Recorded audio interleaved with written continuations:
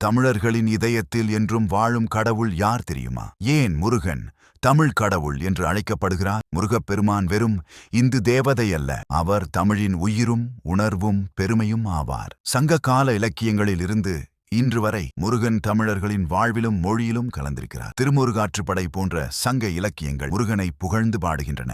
அக்காலத்திலேயே முருகன் குறிஞ்சி நிலத்தின் தெய்வமாக வழிபட்டார். மலைகள், வேல், மயில் இவை அனைத்தும் தமிழர் பண்பாட்டின் அடையாளங்கள். அந்த அடையாளங்களின் மையத்தில் முருகன் இருக்கிறார். முருகன் தமிழை நேசித்த கடவுள் என்றும் நம்பப்படுகிறது. புராணங்களின்படி சிவபெருமானுக்கே ஓம் பிரணவத்தின் அர்த்தத்தை சொல்லிய குருவாக முருகன் விளங்கினார். அதனால்தான் அவர் ஞான பாண்டிதன் என்றும் அழைக்கப்படுகிறார். அருணகிரிநாதர் திருப்புகழ் பாடல்கள், கந்த சஷ்டி கவசம், திருச்செந்தூர், பழனி, சுவாமிமலை, திருத்தணி, பாழமுதிர் சோலை இவை அனைத்தும் முருகபக்தியின் சான்றுகள். தமிழ்நாட்டின் 6 படை வீடுகள் முருகனின் மகத்துவத்தை உலகிற்கு எடுத்துக்காட்டுகின்றன. தமிழர் தாய்மொழியைப் போலவே முருகனையும் நேசிக்கிறார்கள். அதனால்தான் அவர் தமிழ் கடவுள் என்று அன்புடன் அழைக்கப்படுகிறார். முருகன் என்பது வெறும் பெயர் அல்ல, அது தமிழின் அடையாளம், அது வீரத்தின் சின்னம், அது ஞானத்தின் ஒளி. உங்களுக்கு முருகன் பிடித்தவராக இருந்தால் இந்த வீடியோவை லைக் செய்து உங்கள் குடும்பத்தாருக்கும் நண்பர்களுக்கும் பகிருங்கள். தமிழ் கடவுளின் மகிமையை அனைவரும் அறியச் செய்யுங்கள். சப்ஸ்கிரைப் பண்ணுங்க, குடும்பத்தாருடன் ஷேர் பண்ணுங்க.